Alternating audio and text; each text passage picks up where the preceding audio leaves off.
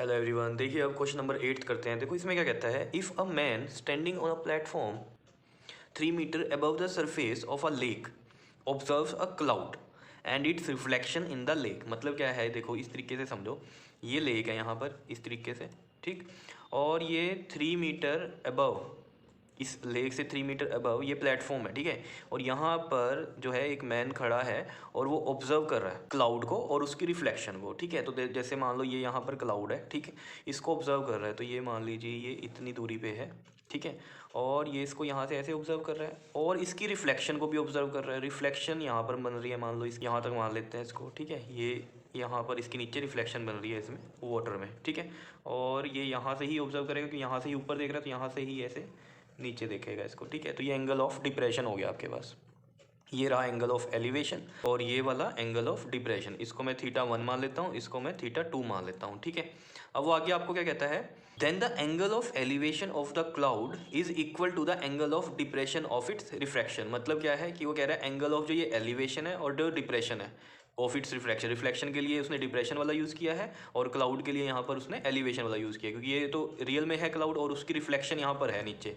समझ रहे हो बात को, ठीक है। तो ये कह रहा है कि ये दोनों एंगल जो है इक्वल है। तो ये आपको बताना है कि ये ट्रू है या फॉल्स है। देखो मैं आपको बताता हूँ ये फॉल्स है, पहले इसको हम अभी करेंगे भी कि कैसे फॉल्स है, लेकिन आप खुद सोचो एक चीज़। देखो ये इक्वल एंगल कब होते हैं, देखो जैसे मान लो ये आपके पास ये लेक है, ठीक है, और ये क्लाउड है, क्लियर। और इसकी सरफेस, मतलब जो लेक की सरफेस है, यहीं से ही आप ऑब्जर्व कर रहे हो अगर, ठीक है ना, इस तरीके से।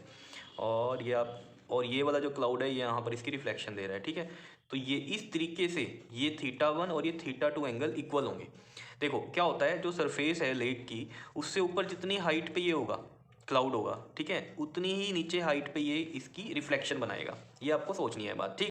लेकिन अब यहाँ पर देखो, यहाँ पर क्या हो रहा था, यहाँ पर ये देखो ये वाली जो हाइट है इस क्लाउड की सरफेस से, ये तो ठीक है, ये वाली h मान ली हमने, और नीचे इस सरफेस से ये रिफ्लेक्शन तक भी h होगी, ठीक है। लेकिन जो ऑब्जर्व कर रहा है वो ऑब्जर्व यहाँ से नहीं कर रहा है। कहाँ से ऑब्जर्व कर रहा है, 3 metre above the surface of the lake, यहाँ से ऑब्जर्व कर रहा है। समझ रहे हो बात को, यही लिखा हुआ था ना, man standing on a platform 3 metre above the surface of a lake, यहाँ पर खड़ा है 3 मीटर अबव द सरफेस। तो यहाँ से ये इसको देख रहा है और उसकी रिफ्लेक्शन को भी यहाँ से देख रहा है, ठीक है। तो देखो हुआ क्या है, वो जब यहाँ से देख रहा है तो वो कितने डिस्टेंस, यहाँ से अगर हम देखें कितना डिस्टेंस हो गया, ये देखो ये 3 है तो ये इतना भी क्या हो गया, 3 हो गया। तो ये इतना पार्ट क्या होगा आपके पास, h-3 हो जाएगा, क्योंकि ये टोटल यहाँ से यहाँ h है, तो h में से 3 माइनस करेंगे तो ये h-3 बचेगा। और जब ये यहाँ से नीचे वाले को देख रहा है तो ये देख लो यहाँ से यहाँ कितना डिस्टेंस हो गया, ये h है, और ये टोटल कितना हो जाएगा हमारे पास, ये वाला पूरा h+3 हो जाएगा, ये h+3 हो जाएगा, ठीक है। तो ये डिस्टेंस मैटर नहीं कर गया। अब यहाँ पर तो देख लो क्या हो रहा था, ये भी h से दिख रहा था, ये वाला भी h से दिख रहा था, तो ये इक्वल थे एंगल। लेकिन यहाँ पर ये डिस्टेंस क्या हो गया, अलग अलग, इस वजह से ये एंगल्स इक्वल नहीं होंगे। अब इसको प्रूफ में कर लेते हैं हम। देखो जैसे ये मान लो ये a है, ये b है, ये c है, ये वाला d हो गया, ये वाला e हो गया आपके पास, ठीक है। देखो इस वाले ट्रायंगल को लो, सॉल्यूशन में हम चलते हैं, in triangle A B C की बात करते हैं। देखो यहाँ पर ये tan θ1 हम मान लेते हैं, p/b होता है tan थीटा, तो p हो गया हमारे पास ये h-3, और जो ये बेस है इसको हम लेट कर लेते हैं ये x है, ठीक है, ये x ले लिया हमने, ठीक है। सिमिलरली इन ट्रायंगल इस वाले में लो, अब नीचे वाले में ये ए बी ई में ले लो, अब ए बी ई में। अब देखो ए बी ई में जब आप लोगे तो इसको आप बेस मान लो, ये x ही है हमारे पास, ठीक है, और परपेंडिकुलर ये हो जाएगा आपके पास, टोटल कितना हो गया था ये h+3।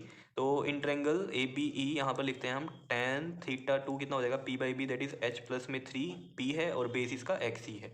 कितनी बात समझ में आई। अब देखो यहीं से ही आपको पता चल जाएगा कि tan θ1 और tan θ2 इक्वल नहीं है। देख लो फ्रॉम फर्स्ट एंड सेकंड हमें ये पता चल रहा है, फ्रॉम फर्स्ट एंड सेकंड ही हमें ये बात पता चल गई कि tan θ1 is not equal to tan θ2। और इसका मतलब क्या है कि θ1 भी इक्वल नहीं होगा θ2 के। समझ रहे हो। तो यानी कि जो उसकी स्टेटमेंट है वो तो फिर गलत हो गई ना। उसने क्या बोला है कि एंगल ऑफ डिप्रेशन और जो एंगल ऑफ एलिवेशन है वो इक्वल होंगे, लेकिन ये तो गलत है, जबकि इक्वल तो नहीं होंगे, ठीक है। और इक्वल मैंने आपको बता भी दिया कि किस केस में इक्वल होते हैं, ठीक है।